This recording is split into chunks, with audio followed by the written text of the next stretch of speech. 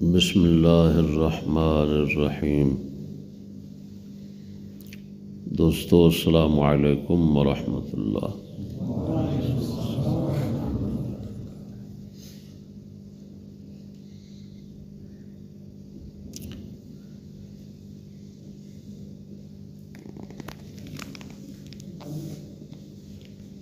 اس مختصر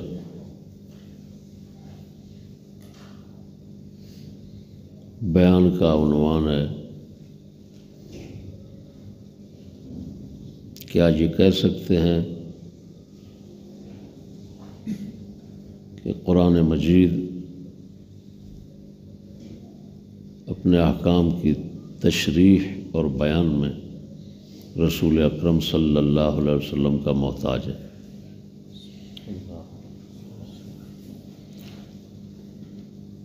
ناچیز نے ایک بیان میں کہا، اللہ تعالیٰ کے محبوب صلی اللہ علیہ وسلم ایمان میں، اپنے ایمان میں، اپنی ولایت میں قرآن کے محتاج نہیں ہیں۔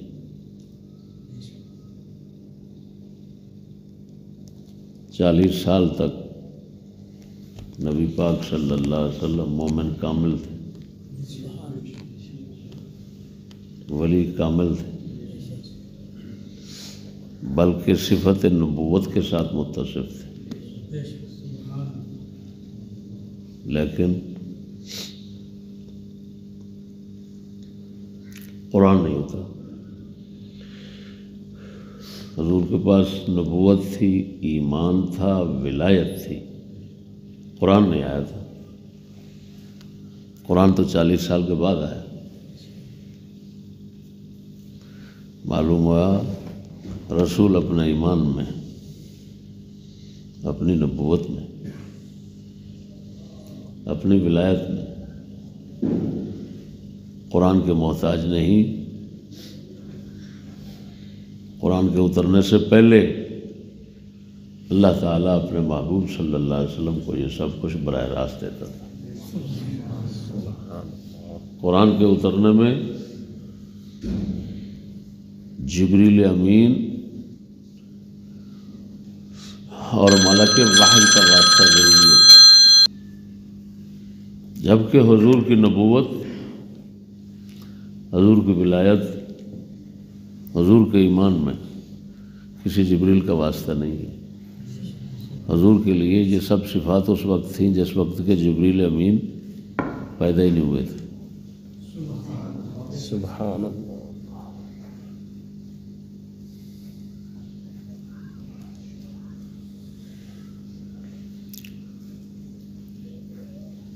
تو میں نے یہ کہا کہ حضور صلی اللہ علیہ وآلہ وبارک وسلم اپنے ایمان، اپنی ولایت اور اپنی نبوت میں قرآن کے محتاج نہیں ہے، لیکن قرآن اپنی تفسیر، اپنے بیان، اپنے احکام کی تشریح میں رسول اکرم کا محتاج ہے۔ سبحان اللہ۔ تو کسی کتاب لعنت کو پڑھنے والے، کسی کتاب لعنت کو پڑھنے والے، کسی کتاب لعنت کو پڑھنے والے جاہل نے اعتراض کر دیا یہ قرآن کو محتاج کر رہا ہے۔ اس کو جواب دینے کے لیے میں نے یہ تھوڑا سا بیان ریکارڈ کروا رہا ہوں۔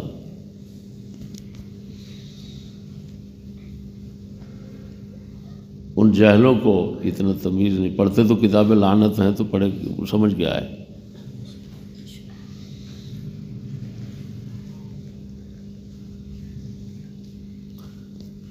ان کو یہ عجیب لگا کہ قرآن کو محتاج کر رہا ہے۔ ان خبیثوں کو اتنا پتہ نہیں ہر چیز کے 4 وجود ہوتے ہیں، ان کو کہتے ہیں وجودات اربع۔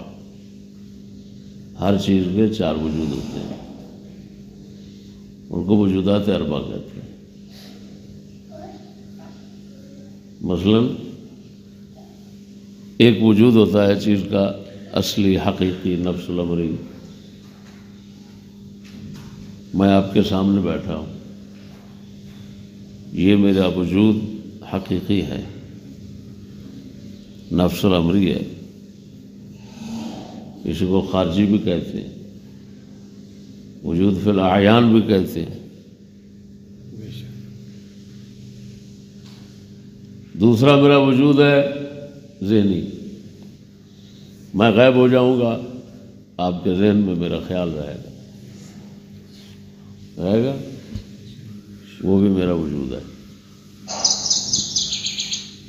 لیکن وہ وجود ذہنی ہے،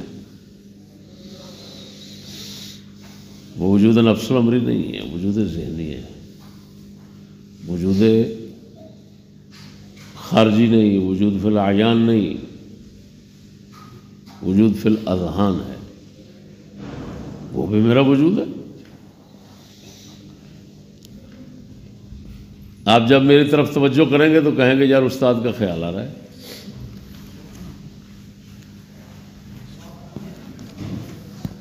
آپ کہیں گے یار استاد آج تو میں دن استاد کے ساتھ گزارتا رہا، کیا مطلب؟ میرے ذہن میں استاد ہی آتا رہا۔ تیسرا وجود، وجود لفظی، وجود فی التلفظ،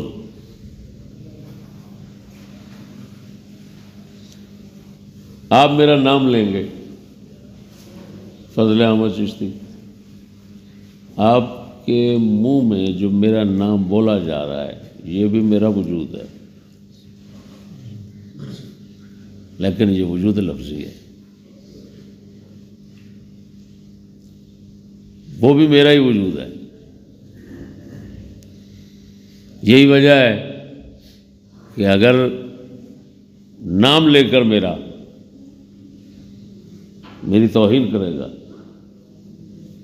تو وہ میری توہین شمار ہوگی، وہ خالی نام کی نہیں ہوگی۔ تعظیم کرے گا تو میری تعظیم شمار ہوگی، خالی نام کی نہیں ہوگی۔ چوتھا وجود، وجود کتابی ہوتا ہے،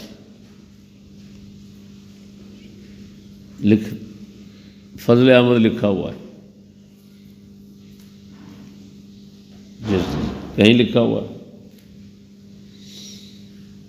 اگر اس نام کو دیکھ کر کوئی گالیاں نکالے گا تم 10 بندے کہو گے یار اس نے استاد کو گالیاں نکالی ہیں، حالانکہ وہ تو نام میرا دیکھ رہا تھا، مجھے تو نہیں دیکھ رہا تھا، لیکن وہ بھی میرا وجود ہے۔ یہ قانون ہے کہ اصلی حقیقی وجود چیز کا وہی ہوتا ہے جو عینی، وجود فی الاعیان، وجود فی الخارج، نفس الامری ہوتا ہے۔ جس طرح میں بیٹھا ہوں اصلی حقیقی وجود میرا یہ ہے، باقی 3 وجود مجازی ہیں، حقیقی نہیں ہو۔ وجہ ان کو میرا وجود کہہ سکتے ہو، ہر لحاظ سے میرا وجود نہیں کہہ سکتے، ہر لحاظ سے میرا وجود یہ ہے۔ سمجھ آ گئی کہ نہیں؟ قرآن حکیم ہے، اس کے بھی 4 وجود ہیں۔ سبحان اللہ۔ ایک پہلا وجود نفس الامری حقیقی ہے، اس میں وہ صفت ہے خدا کی، کلام ہے، اس کے ساتھ قائم ہے، ازلی ابدی ہے، نہ اس کی ابتدا ہے نہ انتہا ہے، وہ اس سے جدا نہیں ہو سکتا۔ یہ قرآن کا وجود اصلی ہے کہ وہ اللہ کی کلام ہے، اللہ کی کلام صفت ہوتی ہے ہمیشہ متکلم کی، کلام ہمیشہ متکلم کی صفت ہوتی ہے، اس کے ساتھ قائم ہوتی ہے۔ اور جس بڑوے نے مجھ پر اعتراض کیا اس کو اتنا پتہ نہیں ہوگا کہ یہاں قیام بالغیر کا کیا مطلب ہے۔ اس بڑوے کے بچے کو میں کہتا ہوں صرف تو اتنا بتا دے کہ یہاں جب کہہ رہے ہیں کہ کلام اللہ تعالیٰ کی صفت ہے اس کے ساتھ قائم ہے، یہاں قیام بالغیر کس معنی میں ہے؟ جا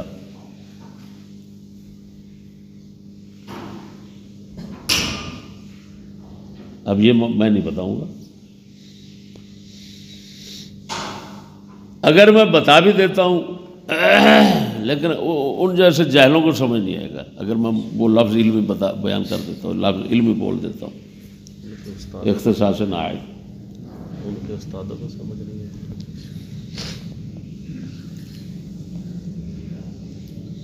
قرآن مجید کا دوسرا وجود ہے ذہنی. جب قرآن رسول کے پاس آ جاتا ہے تو رسول پاک کے دل دماغ میں ہے. جب حافظ کے پاس آتا ہے حافظ کے دل دماغ میں ہے. یہ قرآن کا وجود ہے، لیکن یہ قرآن کا وجود ذہنی ہے.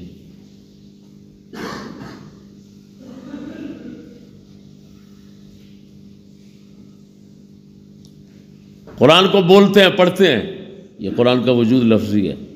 قرآن لکھا ہوا ہے نقوش کی صورت میں، کاغذوں پہ لکھا ہے، مختلف چیزوں پہ لکھا ہے، یہ اس کا وجود کتابی ہے. یاد رکھنا، جو قرآن حکیم کسی صورت میں کسی کا محتاج نہیں، کسی لحاظ سے کسی کا محتاج نہیں، وہ قرآن وجود اصلی کے اعتبار سے جو اللہ کی صفت ہے اس کے ساتھ قائم ہے.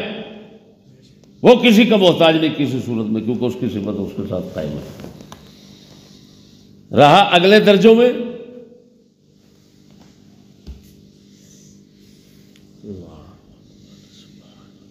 بات سمجھنا. اب اس کے احکام بدل جاتے ہیں. مثلا وہ جو کلام ہے خدا کے ساتھ جو قائم ہے قرآن، اس کا پلید ہونا محال ہے. تو جدا ہی نہیں ہو سکتا ذات حق سے. جب ذات حق جو ہے وہ ہر پلیدی اور ہر نقص اور ہر عیب سے پاک ہے، اور ایسی چیزوں کا اس کے ساتھ تعلق ممکن ہی نہیں، محال ہے، تو جس طرح وہ ہے اس کی وہ صفت ہے. اس قرآن مجید کا بھی کسی. لیکن قرآن مجید جب آ گیا دوسرے درجوں میں، دوسرے مراتب میں، مرتبہ ذہن، مرتبہ لفظ اور مرتبہ کتابت، اب احکام بدل جائیں گے. قرآن پاک کا ٹکڑا نیچے پڑا ہوا ہے، پلیتی لگی ہوئی ہے، کہنا پڑے گا یہ پلید ہے. کوئی شخص اسی طرح اٹھا کر اس کو اگر جسم کے ساتھ لگا کر نماز پڑھتا ہے، نماز نہیں ہوگی. لو، ایک طرف یہ ہے کہ قرآن کے بغیر نماز نہیں ہو سکتی، اور ایک طرف یہ ہے کہ اس قرآن کو اٹھا کر کھڑا ہوتا ہے. بلکہ تم اب اور سنو، تمہارے امام اعظم ابو حنیفہ کا تو فتویٰ ہے کہ اگر کوئی شخص نماز میں تلاوت کرتا ہے قرآن کو سامنے رکھ کر کھول کر تو مکروہ ہے. لو، کمال ہو گئی. قرآن پڑھتے ہو، پڑھنے کے بغیر نماز نہیں ہوتی، اور اگر کھول کر اٹھا لیتے ہو ہے وہی قرآن ہاتھ میں تو نماز مکروہ کیوں ہو گئی؟ حکم مختلف ہو گیا کہ نہیں؟ قرآن کے کاغذ پر گندگی لگی ہوئی ہے، دوسرے کو آپ کہتے ہیں بھائی ہاتھ نہ لگانا، پلید ہو جائے گا ہاتھ. ٹھیک کہہ رہے ہیں، کوئی کافر نہیں. فرض ہے، یہ کہنا فرض ہے، اگلے کو بتانا فرض ہے. لیکن اگر کوئی یہ کہتا ہے کہ خدا کا کلام جو اللہ کی صفت ہے وہ پلید ہو گیا، وہ کافر ہو جائے گا. کیونکہ اس کا مطلب پھر یہی ہے کہ خدا کو وہ نعوذ باللہ پلید کہہ رہا ہے، اور خدا پاک پلید ہونے سے پاک، اس کا پلید ہونا ہی محال ہے. سمجھ نہیں آ رہی؟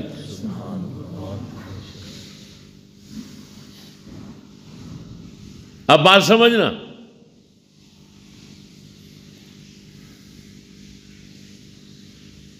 میں نے تو یہ کہا کہ نبی پاک صلی اللہ علیہ وسلم کا تفسیر احکام، تشریح احکام، تبیین احکام میں قرآن حضور کا محتاج ہے. میں نے تو یہ کہا.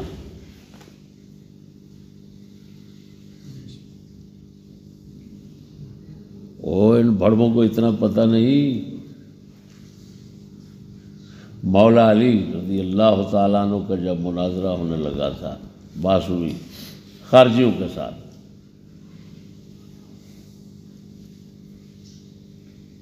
تو انہوں نے کہا بھائی حکم اللہ کا ہے، آپ نے فرمایا قرآن لاؤ، قرآن مجید لائے، آپ اس پر ہاتھ مارنے لگ گئے، بول قرآن بول۔ یہ کہتے ہیں کوئی فیصلہ نہیں کر سکتا، کوئی حکم نہیں بن سکتا، کوئی ثالث نہیں بن سکتا، تو نے بننا ہے، یہ خارجی کہتے ہیں، بول۔ وہ بیچارے شرمندہ ہو کر کہنے لگے یہ کب بولے گا، یہ کیسے بولے گا؟ تو مولا علی نے فرمایا اس کا مطلب ہے اس کے احکام، اس کے حکم کو ہم نے ہی بیان کرنا ہے نا۔ سبحان اللہ۔ تو قرآن تو اپنا حکم سمجھانے میں مولا علی کا محتاج ہے، لیکن کس درجے میں؟ وہ بڑوا جب ظہور میں آ جاتا ہے، لفظی درجے میں آتا ہے، کتابی درجے میں آتا ہے، رہا وہ قرآن جو اپنے حقیقی درجے میں ہے، جس کو اس کا نفس الامری وجود کہتے ہیں، حقیقی وجود کہتے ہیں، جو اللہ کا کلام ہے، اس کے ساتھ قائم ہے، اس کی صفت ہے، وہ کسی چیز کا محتاج نہیں، جس طرح کہ خدا محتاج نہیں۔ لیکن یہ قرآن جو سامنے ہوا ہے، یہ تو جب تک کوئی پڑھائے گا نہیں، پڑھ نہیں سکتا، سمجھائے گا نہیں، سمجھ نہیں سکتا، یہ کسی کو نہیں سمجھائے گا۔ مولا علی نے یہی بات سمجھائی، یہ کسی کو نہیں سمجھائے گا۔ اب بے وقوف کے بچے، تمہیں اتنا تمیز نہیں ہے کہ مولا علی نے تو صاف بتا دیا قرآن سمجھانے میں ہم جیسے انسانوں کا محتاج ہے، اگر ہم جیسے انسانوں کا واسطہ چھوڑو گے تو قرآن تمہیں کوئی مطلب معنی حکم نہیں سمجھا سکے گا۔ تو یہ تو قرآن حکم سمجھانے میں مولا علی جیسوں کا محتاج ہے، قرآن حکم سمجھانے میں سید الانبیاء کا محتاج کیوں نہ ہو؟ سبحان اللہ۔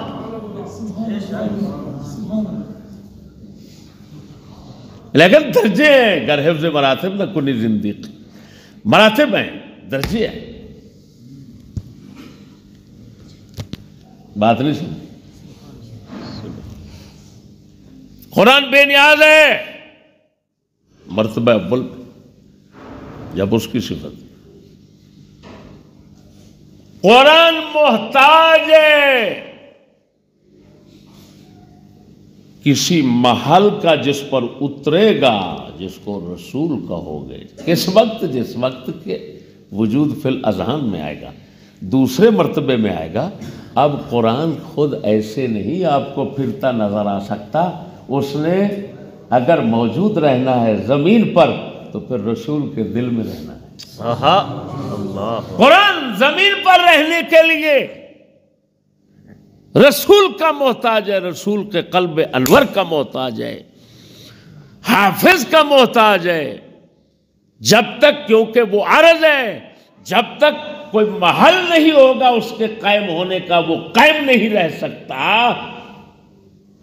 تو اس مرتبے میں آ کر وہ بندے کا محتاج ہے۔ اسی طرح جب بولنا ہے، اب تم خود قرآن کو کہو بول، نہیں بولے گا۔ مولا علی جس طرح کہہ رہے ہیں تھپکیاں مار کے مار کر، یہ صحیح سند کے ساتھ مولا علی سے ثابت ہے، تھپکیاں مار مار کر بتاتے، وہ کہتے تھے قرآن بول۔ خارجی بیچارے شرمندہ ہو کر سر نیچے ڈال گئے۔ تو جب بولنے کی باری آئے گی، یہ مرتبہ تلفظ ہے، مرتبہ تلفظ میں قرآن بولنے والے کا محتاج ہے، خود نہیں بول سکے گا۔ مرتبہ کتابت ہے، یہ نہیں ہوگا۔ قرآن خود بخود لکھا ہوا تمہارے ہاتھ میں آ جائے، نہیں ہوگا ایسا۔ ہوا ہے کبھی؟ لکھنا پڑتا ہے، کاتب کے ہاتھ کا محتاج ہے، وہ لکھے گا تو یہ آئے گا۔ ایسے اب کوئی اندھی کا بچہ ہوگا جو ان حقائق کی تفصیلات کو جانتا نہیں اور ٹٹر کرتا رہے اور کہے تم محتاج کر رہے ہو قرآن کو، بھڑوا۔ مرتبے ہیں، پہلے مرتبے میں محتاج نہیں، دوسرے میں ہے، تیسرے میں ہے، چوتھے میں ہے۔ بے شک۔ اللہ تو ہمارے رسول اکرم صلی اللہ علیہ وسلم اگر نہ ہوتے قرآن زمین پر نہ اترتا، وہی صفت زمین پر نہ اترتی، زمین پر رہنے میں رسول کا محتاج ہے۔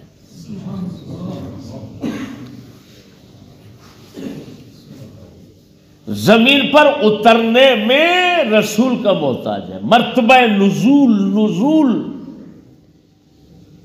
مرتبہ نزول میں قرآن رسول کا محتاج ہے، مرتبہ تلفظ میں رسول کا محتاج ہے،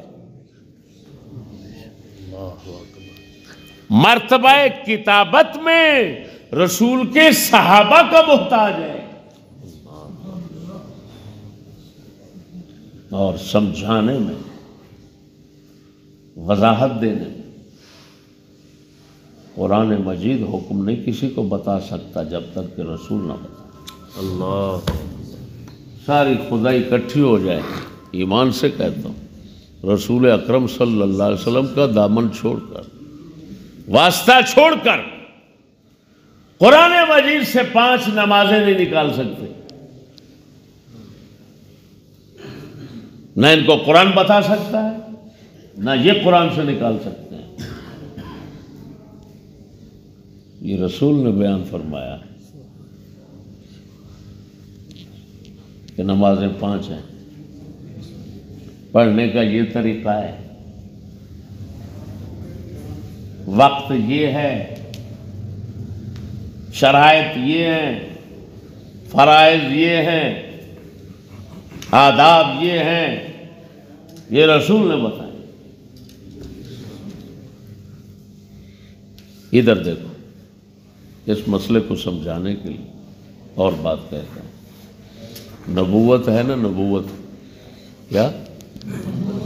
اور اللہ کا وجود، ہستی،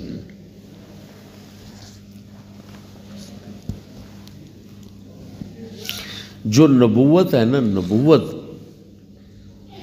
نبوت کی تصدیق کے لیے عقل ضروری ہے۔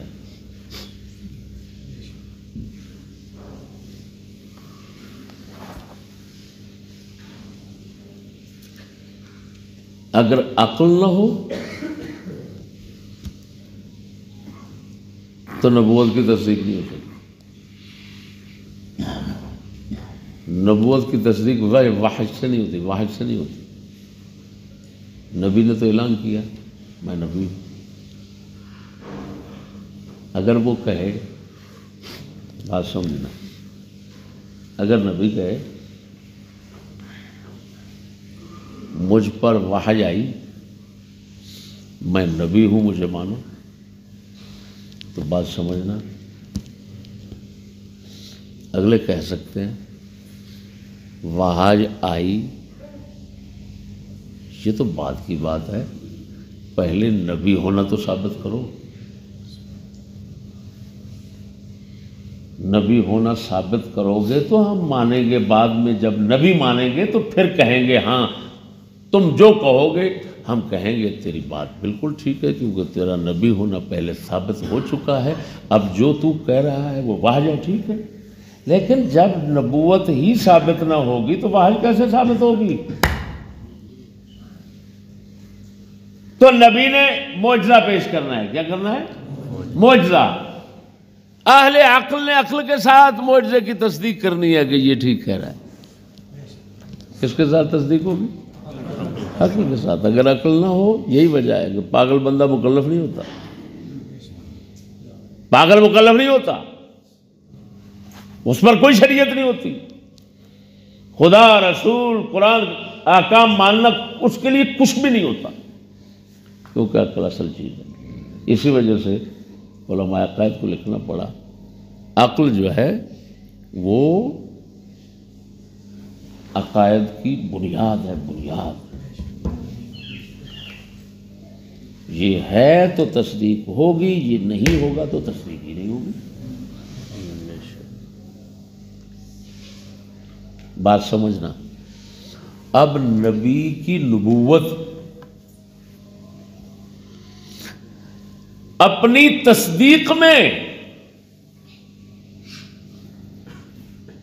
وہ انسانوں کی عقل کی محتاج ہے. بات سمجھنا، نبی کا فی نفس ہی نبی ہونا وہ تو خدا کی طرف سے ثابت ہے، وہ تو کوئی عقل والا ہو نہ ہو، بلکہ سرے سے خدا ہی نہ ہو تو نبی کا نبی ہونا تو پھر بھی ثابت ہے. لیکن فی نفس اس کا نفس الامر ثبوت کی بات نہیں ہو رہی، بات ہو رہی ہے اس کی تصدیق کی. نبوت کی تصدیق موقوف ہے کس پر؟ عقل پر.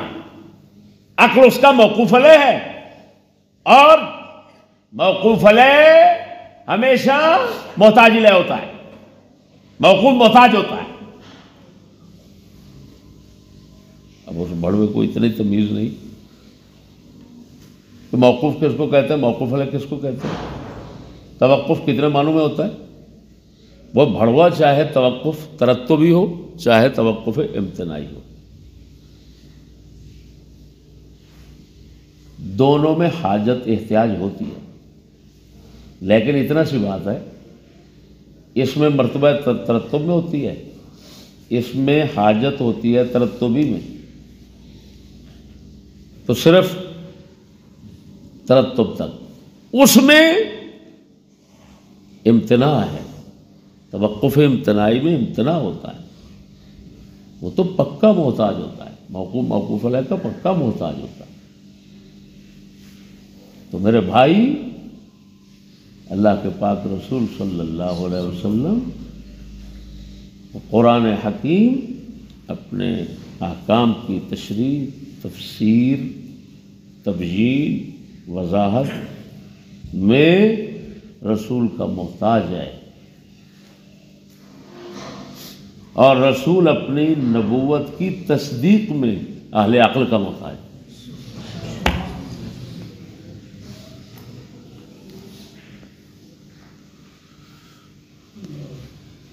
وہ درجے ہیں. نبوت فی ذات ہی یہ اپنے ثبوت وجود میں وہ محتاج نہیں ہوتی کسی اہل عقل، لیکن تصدیق میں تو محتاج ہے. اگلا ہوگا تو یہ ہوگا، تصدیق ہوگی. اہل عقل ہی نہ ہو تو تصدیق کون کرے گا؟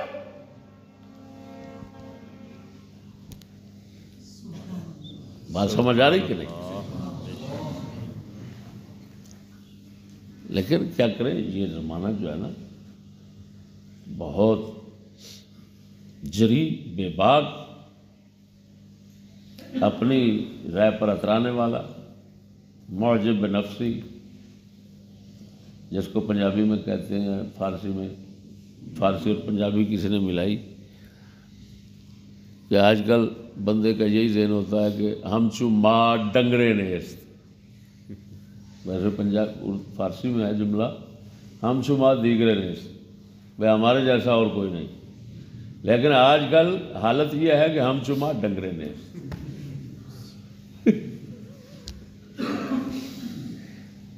حال دیکھو گے علامہ صاحب کا تو ڈنگر نظر آئے گا. علم کا یہ حشر ہوگا.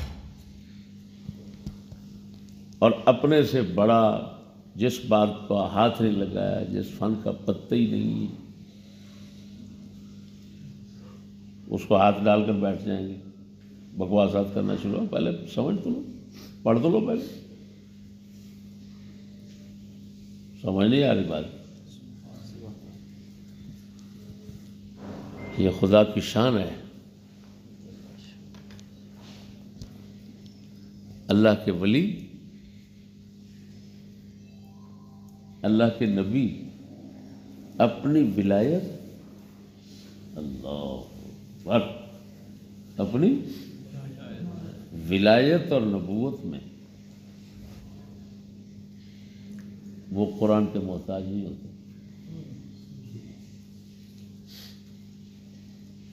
ولایت یہ دل کا تعلق ہوتا ہے خدا کے ساتھ، جس کو خدا کی معرفت کہتے ہیں. سبحان اللہ. اور نبوت کیا ہے؟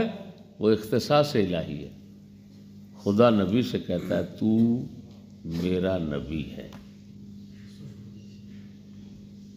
یہ کہنا یہ قرآن میں نہیں ہوتا. یہی وجہ ہے 40 سال تک ہر نبی ولی ہوتا ہے، اور ہمارے نبی تو 40 سال تک نبی بھی تھے، لیکن قرآن نہیں آیا تھا. اللہ پوچھو بھڑووں سے ہدایت پر تھے رسول کے نہیں؟ رسول مومن تھے کہ نہیں؟ 40 سال تک کوئی الٹا کام دکھاؤ رسول پاک سے. خدا کا لکھنے والوں نے کیوں لکھا سب جانتے ہیں. کافر لوگ بھی کہتے تھے یہ سچا اور امین ہے.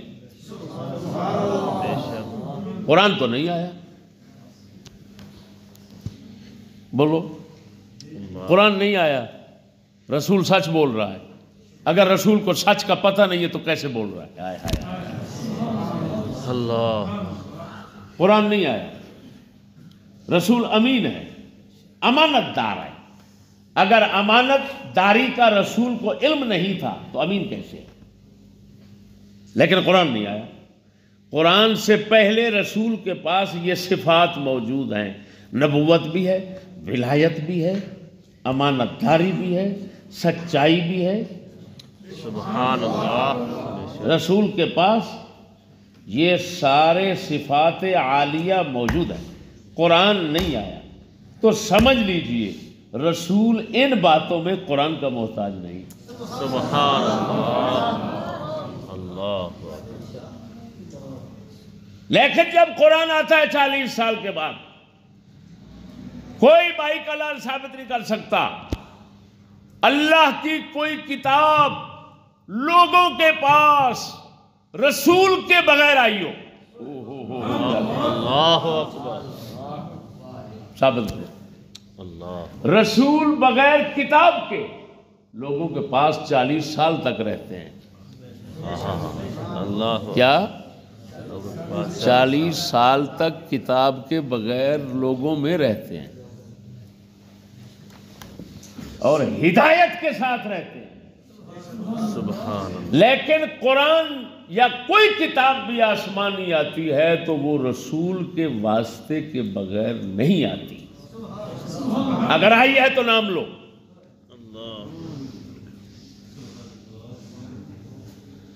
اگر کوئی کتاب رسول کے بغیر نہیں آئی تو سمجھ لو کتاب سمجھانے میں رسول کی محتاج ہے، لوگ سمجھنے میں رسول کے محتاج ہیں.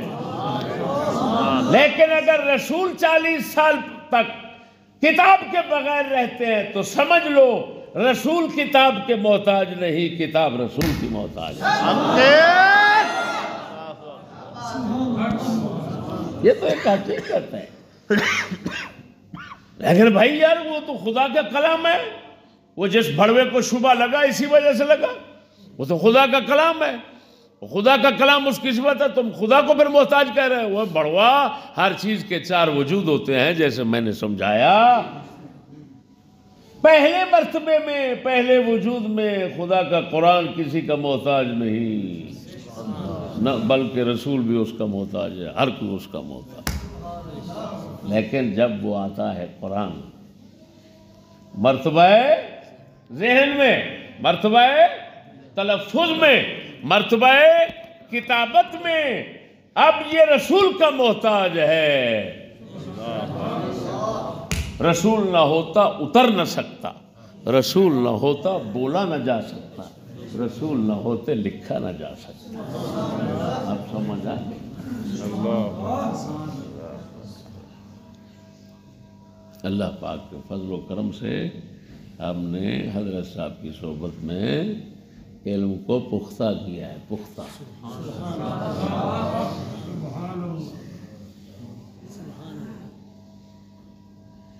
اللہ جل شانہ ہدایت عطا فرمائے.